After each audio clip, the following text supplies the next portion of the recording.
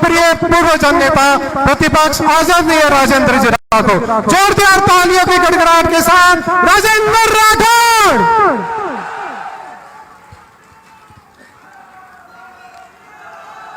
अंत्योदय संबल पखवाड़े के इस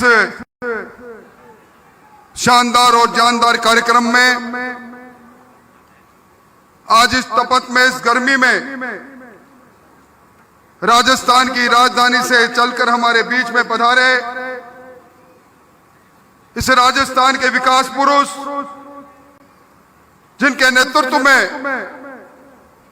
विकसित राजस्थान अपनी परिकल्पना को पूरा कर रहा है, ऐसे हमारे यशस्वी मुख्यमंत्री आदरणीय भजनलाल जी शर्मा साहब, हमारे प्रभारी मंत्री अविनाश जी गहलोत साहब,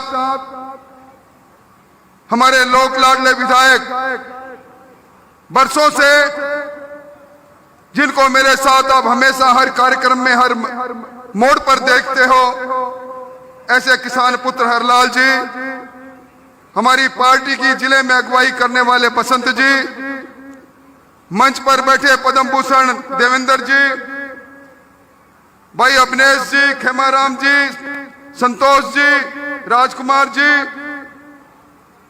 हमारे बीच में पधारे भारद्वाज साहब, वासुदेव जी और अन्य नेतागण,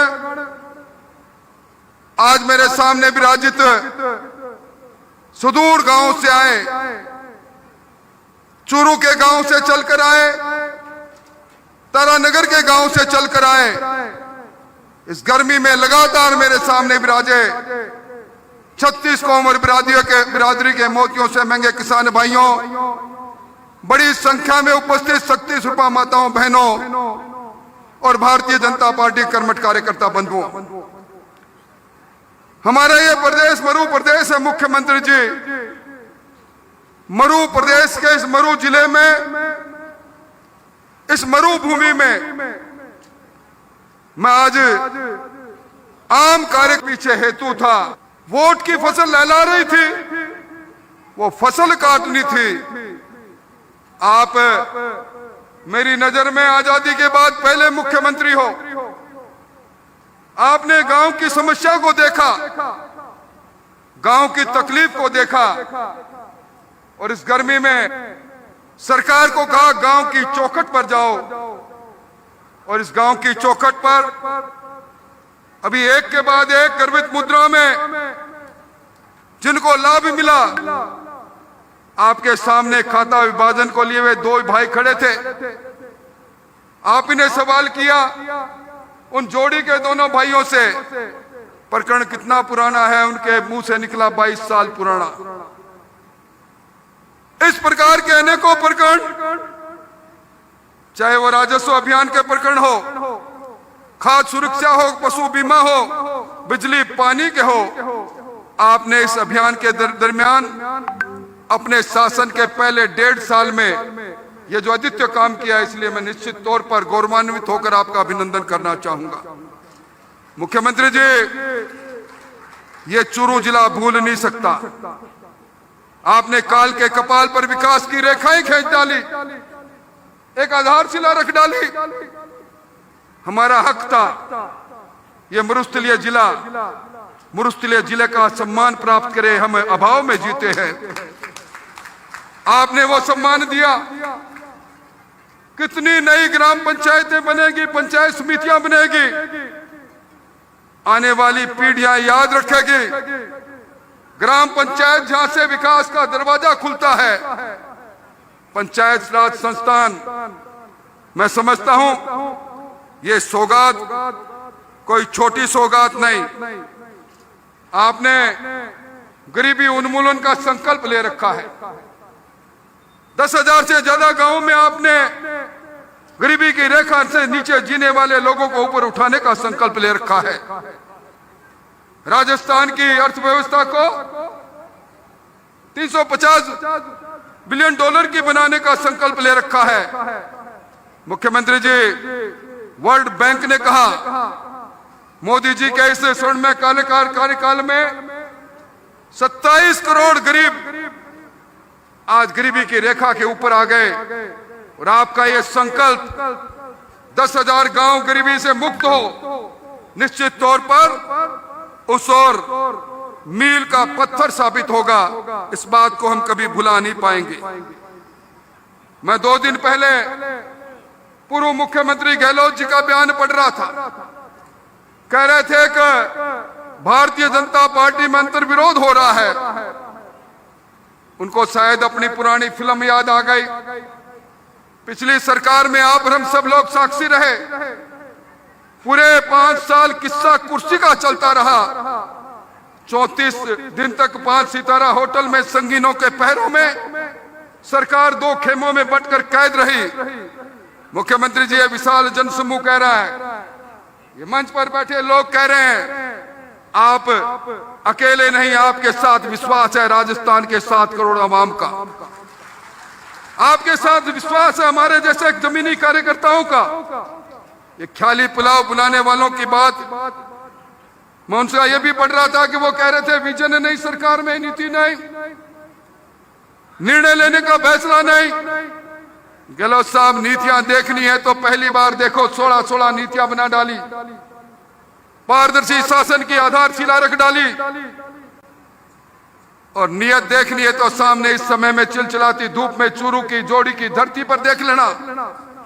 ये हजारों लोगों का समूह एक जबान में कह रहा है मुख्यमंत्री जिंदाबाद, मुख्यमंत्री जिंदाबाद। आपने यमुना का पानी में 30 साल पुरानी हमारी आशा को जागृत किया है। हरलाल जी ने अभी कुछ बात भी कही, पर हरलाल जी को भी याद है, हरलाल जी हाशियाबाद कहाँ है? चूरू की धरती पर राजघाट में देवेंद्र जी झाझड़िया के पास है। हाशियाबाद में ताजेवाला से पानी से आकर सबसे बड़ा बांध बनने वाला है। जमीन अधिग्रहण का काम चालू हो गया।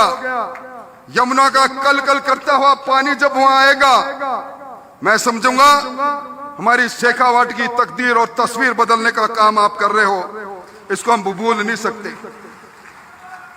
भजनलाल जी, ये वो धरती है जहां के कण कण में शौर्य है। वतन पर मर मिटना यहाँ की फितरत रही है। ऑपरेशन शौर्य में जिस प्रकार हमारी सेना ने शौर्य दिखाया वो किसी से छुपा हुआ नहीं। पर सबसे बड़ी बात, सिंधु नदी का वो समझौता रद्द हुआ है। प्रधानमंत्री जी ने कहा खून और पानी साथ नहीं बह सकता। इस समझौते में अगर सबसे ज्यादा फायदा होगा तो राजस्थान को होगा। सिंधु का पानी रावी व्यास सतलुज परियोजना से जुड़कर हरि के बांध में आएगा। हरलाल जी, जिस दिन हरि के बांध के अंदर अतिरिक्त पानी आएगा, वैसे तो मुख्यमंत्री जी ने पिछले बजट में हमें 3 करोड़ की राशि देकर नहर के रकबों के सर्वे करने की बात कही है।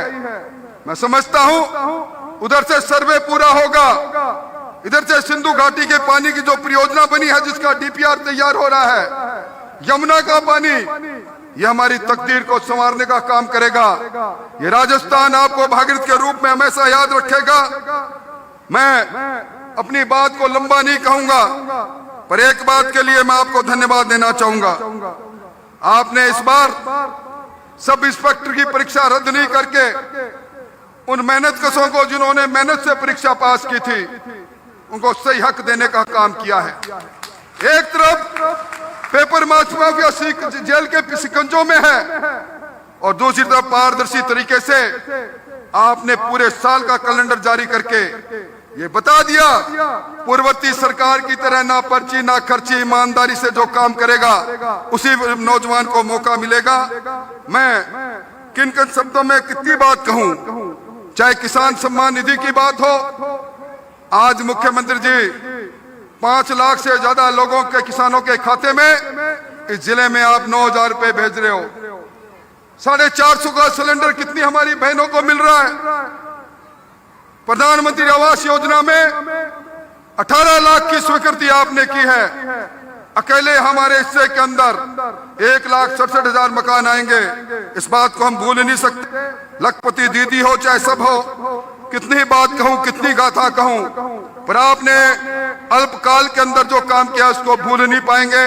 और आज इतनी बड़ी संख्या में ये गांव चूरू के कोने का गांव है, ये गांव तारानगर के कोने का गांव है।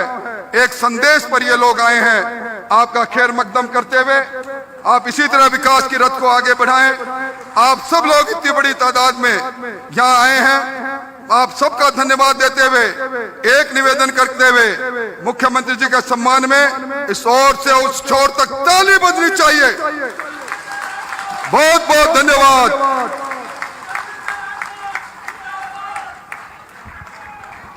ये था राठौड़ साहब का उद्बोधन। माननीय मुख्यमंत्री महोदय का चूरू के प्रति प्रेम हेतु आपने आभार व्यक्त किया इस उद्बोधन के माध्यम से। राठौड़ साहब, विधायक जी और मुख्यमंत्री जी किए अनेक आपने प्रयास, तभी चूरू में सर चढ़ बोल रहा है बहुत सारा विकास।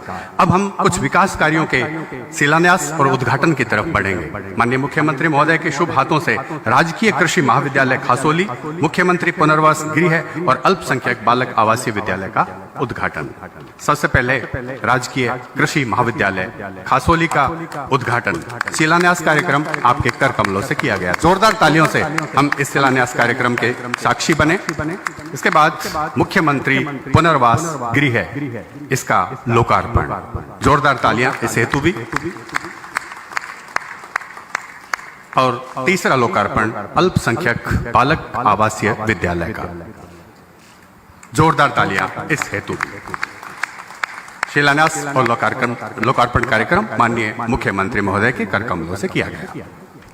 मिलते तो बहुत लोग हैं जिंदगी की राहों में, मिलते तो बहुत लोग हैं जिंदगी की राहों में, मगर हर किसी में आप जैसी बात नहीं होती माननीय मुख्यमंत्री जी, जो इस कदर संवेदनशील है कि इन शिविरों का आप जायजा लेने के लिए खुद पधार रहे हैं। अब मैं आमंत्रित करता हूं, ब्रिज की धरती पर जन्म लिया राजस्थान की मिट्टी के लाल, हमारे यशस्वी मुख्यमंत्री, हमारे राजस्थान के भागीरथी माननीय भजनलाल जी शर्मा को कि आप आए और विशाल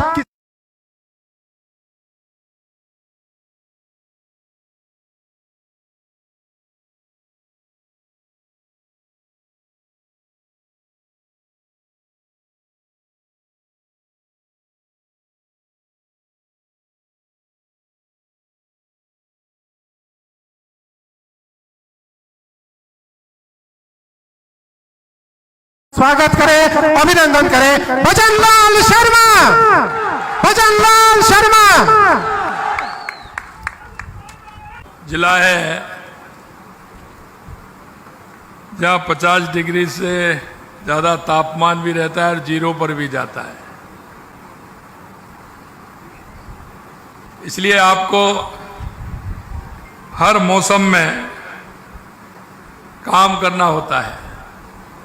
इसलिए ताकत लगाइए, दोनों हाथों की मुट्ठी बीचिए और जोर से बोलिए भारत माता की, भारत माता की, सालासर बालाजी की, तिरुपति बालाजी की, डूंगर के बालाजी की, गोगाजी महाराज की, बाबोसो महाराज की, माँ भद्रकाली जी की, बाबा फूलनाथ की, आप सभी की आज के इस पंडित दीनदयाल उपाध्याय अंत्योदय संबल योजना के शिविर में मंच पर विराजमान कैबिनेट में मेरे साथी और आपके यहां के प्रभारी भाई अविनाश गहलोत जी, आपके अपने ही जिन्होंने चूरू के अंदर नहीं पूरे राजस्थान के अंदर नए नए आयाम को स्थापित किया है। लगातार मंत्री और प्रतिपक्ष के नेता रहने का आपने राजस्थान की जनता को जो लाभ दिया है, ऐसे हमारे पार्टी के वरिष्ठ नेता सम्मानीय राजेंद्र राठौड़ जी, आपके विधायक लाडले विधायक जिनको आप सुन रहे थे और सुनते सुनते कह रहे थे, आपने सुना होगा काम भी किया है, लेकिन मैं हमेशा देखता हूं या तो ये मन से आते हैं या राजेंद्र जी इनको पूरी तरह से पारंगत करके भेजते हैं। ये बहुत होशियार हैं। ये जब भी आते हैं कोई ना कोई चूरू का काम लेकर के आते हैं। और आज भी मैंने जब पूछा 2-3 दिन पहले तो मेरे को कुछ नहीं कहा, लेकिन धीरे से आपने देखा ना, धीरे से बता दिया ये भी चाहिए, ये भी चाहिए, ये भी चाहिए। ऐसे मेरे भाई हरलाल सारण जी, पार्टी के हमारे जिला अध्यक्ष, लगातार मेरे साथ उन्होंने युवा मोर्चा में भी काम किया है। ऐसे भाई बसंत जी, लोकसभा के हमारे प्रत्याशी भाई देवेंद्र झाझड़िया जी, पूर्व मंत्री राजकुमार रेणवा जी, प्रदेश के महामंत्री भाई बासदेव चावला जी, पूर्व मंत्री खेमराज मेघवाल जी, पूर्व एमएलए रतनगढ़ अवनेश महर्षि जी, विधायक प्रत्याशी सुजानगढ़ श्रीमती संतोष मेघवाल जी, श्रीमती सुमित्रा पूनिया जी, प्रत्याशी राजगढ़, जिला प्रमुख चूरू श्रीमती वंदना आर्य जी, प्रधान पंचायत समिति चूरू दीपचंद राठ जी, राष्ट्रीय उपाध्यक्ष यूथ हॉस्टल पराक्रम जी, प्रदेश कोषाध्यक्ष पंकज गुप्ता जी, हमारे पार्टी के प्रवक्ता भाई लक्ष्मीकांत भारद्वाज जी, मेरे सामने बैठे मेरे पूजा योग बुजुर्गों, नौजवान दोस्तों और मेरी माता बहनों, सबसे पहले तो मैं आप सभी का वंदन करता हूं, अभिनंदन करता हूं, आप सभी को मैं प्रणाम करता हूं। मैं बहुत ही सौभाग्यशाली हूं क्योंकि चूरू की धरती को मैं जानता हूं। ये अपनी वो धरा है तो संस्कृति से परिपूर्ण है, ये पावन भूमि है। चूरू अपनी अनूठी स्थापित कला प्राकृतिक सुंदरता के लिए प्रसिद्ध है। और जब मैं बात करूं, मेरे को एक चित्र दिया था अभी कृष्ण हिरण का, मैं आपको कहना चाहता हूं, हमारा ताल छापर जो अभ्यारण्य है, यह अभ्यारण्य देश में ऐसा अभ्यारण्य कहीं नहीं होगा। इसको भी हम आगे बढ़ाने का काम करेंगे जिससे कि ज्यादा से ज्यादा पर्यटक हमारे आए। काले हिरणों का यह बेंगम दृश्य, प्रवासी पक्षियों का कलरव प्रकृति प्रेमियों को अद्भुत अनुभव प्रदान करता है। यहाँ की कलात्मक हवेलियां, भित्ति चित्र, ऐतिहासिक धरोहर चूरू के समृद्ध सांस्कृतिक इतिहास से रूबरू कराती हैं। महाभारत काल से ही पंडित श्याम पांड्या जैसे तपस्वी और विद्वानों ने इस भूमि को सांस्कृतिक दृष्टि से समृद्ध किया है। ग्वार पाटा फोग लकड़ी के उत्पादक इसे विशिष्ट पहचान दिलाते हैं। अभी मेरे को एक स्मृति चिन्ह दिया, मैं धन्यवाद देना चाहता हूं कि एक अनूठी लकड़ी पर जो चित्रकारी होती है वो धीरे धीरे हमारे देश की नहीं दुनिया की एक बहुत अच्छी मिसाल बनती जा रही है। जिस तरह अपनी संस्कृति को उभार करके उसका काम यहाँ के लोग कर रहे हैं। ऐसी गौरवशाली धरा पर आयोजित शिविर में आप लोगों का अभूतपूर्व सहभागिता के लिए आप सभी को मैं धन्यवाद देता हूं। मैं सिर्फ इतना कहना चाहता हूं कि जब भी मैं चूरू आता हूं निश्चित रूप से मेरा मन प्रसन्न होता है, क्योंकि यह जो धरा है यह पुण्य की धरा है। यहां विकास की आवश्यकता है और विकास की आवश्यकता आपने देखा चूरू की विकास की राह में तेजी से आगे बढ़ रहा है। हमने भी यहां चूरू में 3 करोड़ 70 लाख रुपए का 3 करोड़ 70 लाख लागत से बने मुख्यमंत्री पुनर्वास गृह का लोकार्पण हुआ है। इसी के साथ आज 11 करोड़ 76 लाख रुपए की लागत से निर्मित 200 बेड क्षमता वाले अल्पसंख्यक बालक आवासीय विद्यालय का भी लोकार्पण हुआ है। 7.5 करोड़ की लागत से चूरू में कृषि महाविद्यालय की स्थापना का संकल्प भी अब सरकार साकार हो रहा है। इन विकास कार्यों के लिए आपको बधाई देता हूं और विश्वास दिलाता हूं कि विकास की यात्रा ये निरंतर जारी रहेगी। मैं आपसे सिर्फ इतना एक बात और कहना चाहता हूं कि इन कैंपों के माध्यम से, क्योंकि पंडित दीनदयाल उपाध्याय अंत्योदय संबल पखवाड़ा, यानी कि जो अंतिम पंक्ति में जो व्यक्ति खड़ा है, क्योंकि चौधरी चरण सिंह जी कहते थे कि गांव का व्यक्ति, किसान, मजदूर जो गांव के दुख और दर्द को समझता है, गांव की पगडंडियों से निकला हुआ है, गांव के खेत और खलिहान को जान सकता है, जब तक वो उच्च पदों पर नहीं बैठेंगे, जब तक गांव और गरीब का भला नहीं हो सकता। इसलिए मैं आपसे कहना चाहता हूं, हमारे देश के यशस्वी प्रधानमंत्री नरेंद्र मोदी जी के नेतृत्व में 2014 के बाद आपने लगातार परिवर्तन देखा है, चाहे वो गरीब कल्याण की योजनाएं हो या देश के विकास की योजनाएं हो, आप सभी देखते आ रहे हैं। और इसलिए मैं कहना चाहता हूं, माननीय यशस्वी प्रधानमंत्री नरेंद्र मोदी जी के नेतृत्व में यह संबल पखवाड़ा हमने स्टार्ट किया है।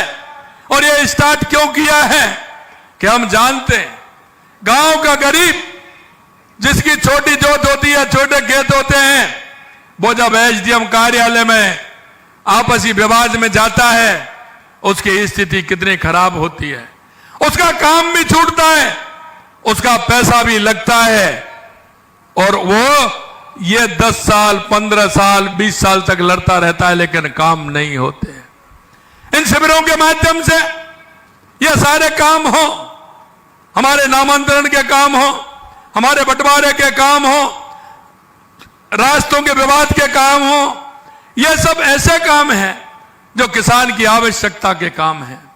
रास्ते के इतने केस होते हैं, उनको आपस में सामंजस्य अगर सुलझाएंगे तो उनका रास्ता बन जाएगा। आज मुझे खुशी हुई कि मेरे को बताया कि 20-22 साल पुराना केस था, उस पर हमारी सहमति बनी और रजामंदी होकर के उनका बंटवारा हो गया। मैं ये भी जानता हूं कि अंतिम पायदान के व्यक्ति को शिक्षा, स्वास्थ्य, रोजगार, सामाजिक सुरक्षा की आवश्यकता के अवसर मिलते हैं। इस बात को ध्यान में रखना है कि हम वंचित महिला, किसान, युवा, मजदूर, अन्य सभी के अनेक जन कल्याण योजनाओं का संचालन कर रहे हैं। ये योजनाओं का लाभ प्रदेशवासियों के द्वारा सभी को मिले, इस हमारे कैंपों के द्वारा सभी को मिले। पंडित दीनदयाल उपाध्याय अंत्योदय संबल पखवाड़े के तहत शिविरों का आयोजन किया जा रहा है। अब कौन जानते हैं कि जब बारिश का समय आता है तो हमारे पशुओं में बीमारी आती है कि नहीं आती है? बारिश का समय होता है तो हमारे पशुओं के अंदर बीमारी आती है। इन शिविरों के माध्यम से हमने कहा है कि हमारे पशुओं के टीकाकरण होगा तो हमारे पशु बीमार नहीं होंगे, क्योंकि किसान का और पशु का यह बहुत बड़ा नाता है। क्यों किसान किसानियत करता है, लेकिन उसकी आर्थिक स्थिति को मजबूत करने के लिए पशुपालन आवश्यक है। इसलिए उनका टीकाकरण का काम भी इन शिविरों में हो रहा है और पशु मंगला बीमा योजना भी हो रहा है कि मेरे किसी किसान भाई का अगर पशु को कुछ हो जाता है तो उसका बीमा से उसका लाभ मिले। यह काम भी हम उसमें कर रहे हैं। मेरे भाई और बहनों, मैं एक बात और आपसे कहना चाहता हूं। गांव के अंदर कई तरह की परेशानी आती है। पानी की टंकी आप देखते हैं कि सफाई नहीं होती। पानी की टंकियों का सफाई हो, उनके जो लीकेज हैं उन लीकेजों को ठीक किया जाए। बिजली विभाग के जो तार झूले रहते हैं उन तारों को ठीक किया जाए। पेड़ की डालियां बड़ी हो जाती हैं, वो तारों से लगती हैं तो बार बार लाइट जाती है, दिक्कत आती है, उनको ठीक किया जाए। ट्रांसफार्मर के पास में किसी तरह का कोई कचरा नहीं हो जिससे उसका फेस नहीं उड़े, इसका काम किया जाए। ये बहुत सारे काम हैं और मैं इसलिए कहना चाहता हूं कि इन कामों के साथ साथ हमारा एक जो काम है वो भी इसमें हो रहा है। राजस्थान के इतिहास में आपने देखा होगा खाद्यान्न सुरक्षा में नाम जुड़ने का हमने जिनसे अनुरोध किया कि खाद्यान्न सुरक्षा आपको नहीं चाहिए तो आप इसको स्वेच्छा से छोड़ सकते हैं, मैं उनको भी धन्यवाद देता हूं। राजस्थान के 22 लाख लोगों ने स्वेच्छा से खाद्यान्न को छोड़ने का काम किया और हमारी सरकार ने राजस्थान के अंदर 50 लाख खाद्य सुरक्षा में नाम जोड़ने का काम किया। मुझे पता है और ये जो सरपंच साहब है यहां बता सकते हैं, सरपंच महोदय के पास आधी एप्लीकेशन इसलिए आती थी कि मेरा खाद्य सुरक्षा में नाम बढ़ जाए। मैं आपको कहना चाहता हूं कि हमारे इन अभियानों में इससे पहले 50 लाख नाम जोड़ने का काम हमारी सरकार ने किया है। भाई और बहनों, क्यों किसान का बुवाई का समय होता है तो हमने मिनी किट मिलती है, उनका भी वितरण हमारा हुआ है। हमारा मृदा नमूने का काम भी हुआ है, मिट्टी का नमूना लेकर के उसमें क्या कमी है मृदा स्वास्थ्य कार्ड वितरण करने का काम किया है। और यही नहीं, आपने देखा होगा हमने घोषणा की है और यह घोषणा हमने चुनावी नहीं है, क्योंकि हम करना चाहते हैं हर काम जिसको हमने हाथ में लिया है उसके लिए बजट का प्रावधान भी किया है। हमने कहा 5000 गांव को हम बीपीएल मुक्त करेंगे और इन अभियान के माध्यम से 10,000 गांव को हम चिन्हित करेंगे। अगर उसके लिए आवश्यकता पड़ेगी हमने 300 करोड़ रुपए का बजट भी उसमें दिया है कि हमारे उस भाई का जीवन स्तर ऊपर उठे। कांग्रेस ने नारा दिया था, कांग्रेस ने हमेशा नारा दिया है गरीबी हटाओ का, लेकिन कभी गरीबी से उनका संवाद नहीं रहा, गरीब से संवाद नहीं रहा।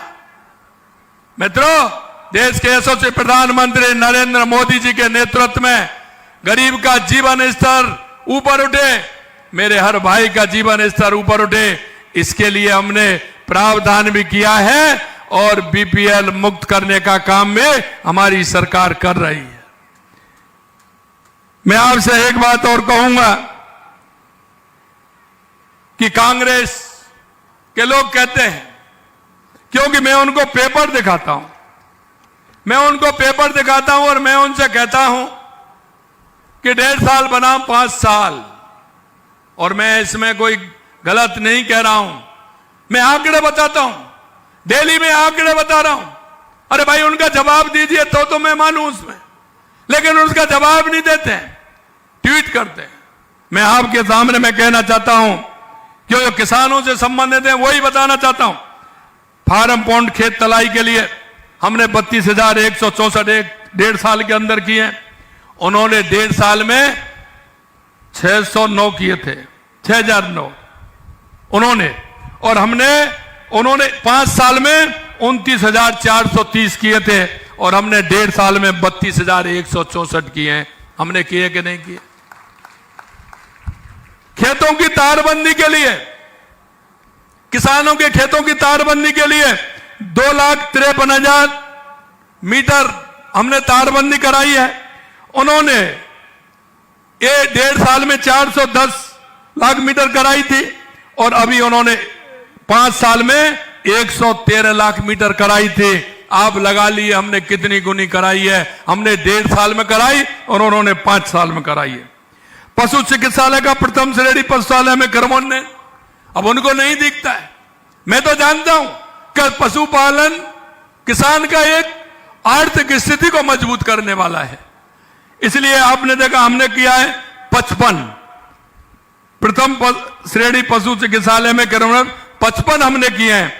कांग्रेस ने 1.5 साल में 1 किया था और 5 साल में 49 किए हैं। उनके 5 साल, हमारा 1.5 साल। आप ही देख लीजिए इसको। बहुउद्देशीय पशु चिकित्सालय में क्रमोन्नयन हमने 50 चिकित्सालय क्रमोन्नत किए हैं। उन्होंने 1 साल में 0, 1.5 साल में, और पूरे 5 साल में उन्होंने 13 किए थे। इसी तरह सार्वजनिक स्थान पर सीसीटीवी, बिजली उत्पादन क्षमता में वृद्धि हमने 1.5 साल में 4,270 मेगावाट किया है। उन्होंने 1.5 साल में 837 मेगावाट किया और 5 साल में 3,948 किया। इसमें भी हमने उनसे 5 साल में जो किया उससे ज्यादा किया। मैं ज्यादा क्या बताऊं, मेरे पास 2-3 पन्ने हैं। लगातार हमारी सरकार जिस तरह से काम कर रही है, 5 साल के काम भी हमने बताए। मित्रों, मैं एक और अंत में कहूंगा आपसे कि हमारी सरकार गरीब को गणेश मान करके पूजा करती है। माननीय हमारे यशस्वी प्रधानमंत्री जी के नेतृत्व में उन्होंने कहा, युवा, महिला, गरीब, किसान, अगर इनका भला होगा तो मेरे गांव का भला होगा, मेरी तहसील का भला होगा, मेरी विधानसभा का भला होगा, मेरे जिले का और मेरे प्रदेश का और मेरे देश का भला होगा। अगर मैं महिलाओं की बात करूं, 14 लाख महिलाओं को लखपति दीदी का प्रशिक्षण दिया गया। 5,60,000 महिलाओं को मातृबंधन योजना का लाभ दिया गया। 1 लाख बालिकाओं को लाड़ो प्रोत्साहन योजना का लाभ दिया गया। 25 करोड़ का भुगतान भी किया गया। 9वीं कक्षा में प्रवेश लेने वाली बालिकाओं को 10 लाख बालिकाओं को साइकिल वितरित की गई। 25,634 मेधावी छात्रों को कालीबाई भील देवनारायण योजना के स्कूटियां वितरण की गई। 25,000 गर्भवती महिलाओं को 1271 अधिकतर निजी सोनोग्राफी केंद्रों के माध्यम से मां बाबूचर योजना का काम किया। 72,000 से अधिक गर्भवती महिलाओं को QR कोड जारी किया। महिला अत्याचार के अपराधों में 11% की कमी की गई। ये हमने महिलाओं के लिए किया। अगर युवाओं के लिए मैं बात करूं तो आपने देखा, युवा खून के आंसू रोता था। लगातार पेपर लीक होते थे। अरे 1.5 साल में कोई एक भी पेपर लीक हुआ है क्या? आप बताइए, 1.5 साल में कोई एक पेपर लीक हुआ है क्या? बताइए, कोई पेपर लीक हुआ है क्या? अरे दर्द होगा कांग्रेस के लोगों को, क्यों नहीं होगा? और हम भी दर्द करना चाहते हैं। उन्होंने कितना रोजगार दिया? हमने 69,000 युवकों को नियुक्ति देने का काम किया। 1,88,000 वैकेंसी निकालने का काम किया। 69,000 तो दे दिया। इस जुलाई के महीने में रोजगार उत्सव फिर लगने वाला है, फिर भी हम नियुक्ति पत्र देने वाले हैं। हमने कहा कि 5 साल में 4 लाख युवाओं को नौकरी देंगे। हमने कहा 4 लाख देंगे तो 4 लाख देंगे। किसान भाइयों, हमने कहा कि किसान को हम दिन में बिजली देंगे। तो मैं आपसे कहना चाहता हूं, 2027 तक हम किसान को दिन में बिजली देने का काम करेंगे। और अभी अगर हमारी देखो तो 22 जिलों में हम दिन में बिजली देने का काम हम कर रहे हैं। आपने देखा, पानी के क्षेत्र में माननीय हमारे राठौर साहब बता रहे थे, ERCP योजना, शेखावाटी के लिए यमुना का पानी मुझे आता है। मैं कह रहा था कि इस क्षेत्र से कांग्रेस के कई दिग्गजों ने नेतृत्व किया है, लगातार किया है। वो राज्य में भी मंत्री रहे, वो केंद्र में भी मंत्री रहे हैं, लेकिन लोगों को गुमराह करने का काम किया, लेकिन यमुना जल समझौता कभी नहीं किया और उन्होंने कभी उसको पूरा करने का काम नहीं किया। मित्रों, मैं आपसे कहना चाहता हूं, हमारी DPR तैयार हो रही है। अगले समय में हमारी DPR तैयार हो जाएगी और मेरे को लग रहा है शेखावाटी के लोग भाग्यशाली हैं। भाग्यशाली इसलिए कहना चाहता हूं कि जब हरियाणा के अंदर चुनाव थे, उससे पहले हमारा MOU हुआ था, तो कांग्रेस के लोगों ने अपने घोषणा पत्र में लिखा था कि अगर हमारी हरियाणा में कांग्रेस की सरकार आती है तो भाजपा द्वारा किया गए समझौते को हम रद्द करेंगे।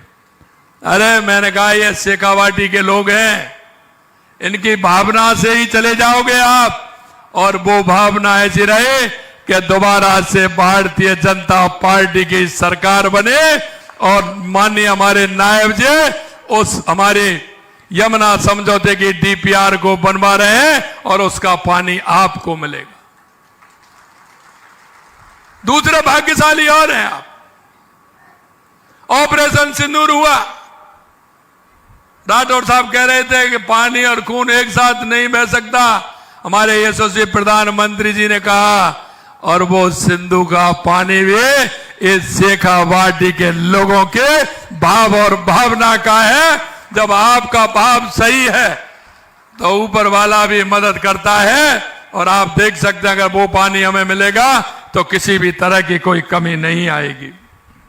मेरे भाई और बहनों, मैं आपसे एक और कहना चाहता हूं कि हम उस गरीब को गणेश मान करके पूजा करते हैं। और आपने देखा हम छोटी छोटी बातों को ध्यान में रखते हुए हमारी सरकार लगातार काम कर रही है और लगातार हमारी सरकार काम कर रही है। मेरे से भी कहते हैं, मेरे से कहते हैं कि मुख्यमंत्री जी तो डेली जाते हैं, गर्मी में भी जाते हैं, सर्दी में जाते हैं, बारिश में भी नहीं रुक रहे हैं। एक का मेरे पास फोन आया, बारिश है, बारिश में हेलीकॉप्टर ठीक नहीं उड़ता है। मैंने कहा आप चिंता मत करिए, चिंता मत करिए, हम किसान हैं। भाई बताओ, किसान को कभी गर्मी लगती है क्या? खेत में काम करता है, गर्मी सर्दी लगती है, वर्षा का डर होता है? अरे किसान आदमी को काहे का डर होगा? हमने कहा हम किसान हैं, हमें किसी प्रकार की दिक्कत नहीं होगी। हम राजस्थान की जनता के बीच में जाएंगे, किसान के बीच में जाएंगे, मजदूर के बीच में जाएंगे, समस्या को सुनेंगे और समाधान भी करेंगे। यह भी हम उनसे कहना चाहते हैं। आपने देखा है चूरू जिले के समग्र विकास को प्राथमिकता देते हुए हमारी सरकार ने बजट में चूरू के लिए 834 करोड़ रुपए का प्रावधान किया। 834 करोड़ रुपए का 200 करोड़ रुपए से रिंग रोड बाया तारानगर बाया बालेरी से सरदार शहर बाया रतनगढ़ बाया देवलसर से NH 22 तक बाईपास की DPR की निविदा आमंत्रित कर दी गई। 20 करोड़ से Churu Jaipur road over bridge की मरम्मत करेंगे। साथ ही सिरसला रेलवे लाइन पर अंडर ब्रिज रामनगर तिराया ओम कॉलोनी आरयू चूरू शहर में एलिवेट रोड बनाने का काम भी हम कर रहे हैं। साथियों, ये काम बहुत है, क्योंकि जैसा मैंने कहा कि आपके विधायक आप भी होशियार हैं और जिस तरह से वो आते हैं, एक एक दो दो काम आते हैं मिलने और लगातार काम की बात करते हैं, ये भी करिए, ये भी करिए, ये भी करिए। मैं आपसे इतना ही कहना चाहता हूं, जिस संकल्प पत्र के साथ हम आए थे और आपने हमारी प्रदेश में सरकार बनाने का काम किया, हम एक एक वादे को, संकल्प पत्र के वादे को पूरा करेंगे, यह भी हम विश्वास दिलाते हैं। मेरे से कह रहे थे कि यह काम होना है। मैंने कहा आप चिंता क्यों कर रहे हो? अभी आपने काम बताया, इसका नहर का भी काम बताया, PSC से CSC का काम बताया। हरलाल जी चिंता मत करिए, आप जो बताएंगे वो हम करेंगे, यह भी हम आपसे कहना चाहते हैं। मैं तो अंत में मैं आपसे इतना कहना चाहता हूं, अंत में मैं आपसे इतना कहना चाहता हूं, क्योंकि हम इस प्रदेश के नागरिक हैं, इस देश के नागरिक हैं। हम सभी का कर्तव्य है कि अंतिम पंक्ति में जो व्यक्ति खड़ा है, मेरा किसान, मजदूर, महिला, युवा, कोई दिव्यांग भाई, दिव्यांग बहन, युवा जो बेरोजगार है, हमारी केंद्र की और राज्य की जो हमारी स्कीम है, देश के यशस्वी प्रधानमंत्री नरेंद्र मोदी जी ने हर राज्य के अंदर, केंद्र के अंदर एक भी व्यक्ति ऐसा नहीं जो योजना से जुड़ करके उसका लाभ नहीं ले सके। क्यों? कभी कभी दिए तले अंधेरा होता है और दिए तले अंधेरा कभी आप देखते हैं आपके पड़ोस में, आपके मोहल्ले में, आपके गांव में कोई भी व्यक्ति ऐसा हो जिसको केंद्र और राज्य सरकार की योजनाओं का फायदा अगर मिले तो उसका जीवन स्तर ऊपर उठे। इन शिविरों के माध्यम से हम हर जन जन तक हमारी योजनाओं का लाभ व्यक्ति को मिले, इसके लिए हम काम कर रहे हैं। और यही आह्वान मैं आपसे करना चाहता हूं मेरे भाई और बहनों, कि आप अपने पड़ोस में, मोहल्ले में, गांव में देखें और उनकी मदद करें और योजनाओं का लाभ ज्यादा से ज्यादा मिले, यह मैं आपसे निवेदन करना चाहता हूं। हम सभी का दायित्व है। आपके जीवन में भी वो दिन आए होंगे तो कोई ना कोई आवश्यकता आपको रही होगी। अरे हम तो इतना सोचते हैं, और इतना इसलिए सोचते हैं कि हम किसान के दर्द को जानते हैं। हम जब देखते हैं कि किसान होता है और किसान के घर में अगर पशु नहीं होता है, दूध नहीं होता है, तो आप देखते हैं जब रिश्तेदार आता है तो वो दो ही बात करता है। किसान परिवार में दो ही बात करता है, फसल कैसी है साहब आपकी? करता है कि नहीं करता? करता है ना? फसल कैसी है आपकी, और दूसरी बात करता है दूध बूध हो रहा है कि नहीं हो रहा है, करता है कि नहीं करता, यही करता है, दूध बूध हो रहा है, गाय भैंस दूध दे रही हैं। अगर कोई ये कह दे कि नहीं साहब दूध नहीं हो रहा है तो ये अच्छा लगेगा क्या?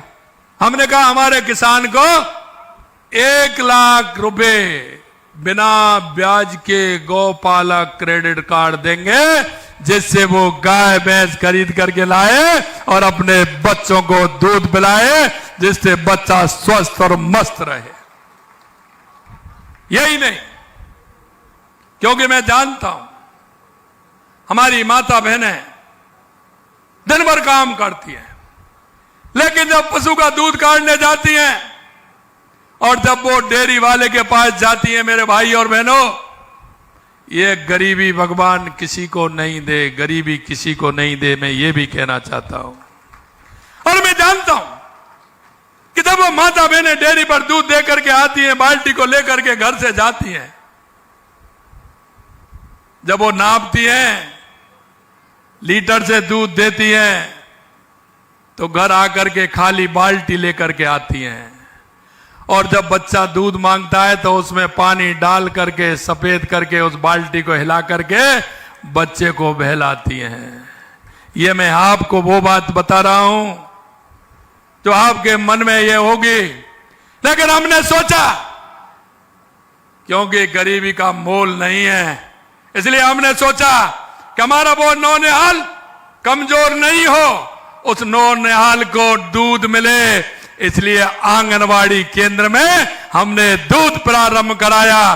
पहले हमने 3 दिन दिया, अब 5 दिन देने का काम हमारी सरकार ने किया है, जिससे हमारी किसी भी माता बहन गरीब भाई का बच्चे को दूध मिले और उससे जिससे कि हष्ट पुष्ट हो, यह भी हमने काम किया है। मैं आपसे इतना ही कहना चाहता हूं कि हमारी सरकार उस वहां तक पहुंचना चाहती है जहां गरीब की आवश्यकता होती है, उसके मन में किसी तरह की पीड़ा नहीं हो, बच्चे के प्रति, अपने परिवार के प्रति, जिससे कि पूरा वो हष्टपुष्ट हो, यह भी हम करने जा रहे हैं। अंत में मैं आपसे इतना ही कहना चाहता हूं, आपकी जो भाव और भावना है उनको हम अच्छी तरह से समझते हैं मेरे भाई और बहनों। हे मेरे मुल्क के मालिक, क्योंकि इतने दिनों से जो सरकार लंबे समय से इस देश और प्रदेश पर राज कर रही थी, जो मुल्क के मालिक थे उनको भिखारी बना दिया और जो भिखारी थे उनको माला माल बना दिया। यह कांग्रेस की सरकार ने किया है। हमारे देश के यशस्वी प्रधानमंत्री नरेंद्र मोदी जी के नेतृत्व में हमारा सबका साथ, सबका विकास, सबका विश्वास और सबके प्रयास से चलने वाली हमारी यह सरकार है। इसलिए हमारा एक एक कार्यकर्ता, हमारा एक एक जनप्रतिनिधि आपकी हमेशा सहयोग में तैयार खड़ा है। इतना ही मैं निवेदन करना चाहता हूं। आज आप इतनी बड़ी संख्या में इस जोड़ी गांव के अंदर आए हैं, मैं दिल की गहराइयों से बहुत बहुत अभिनंदन। जय हिंद, जय भारत, जय राजस्थान।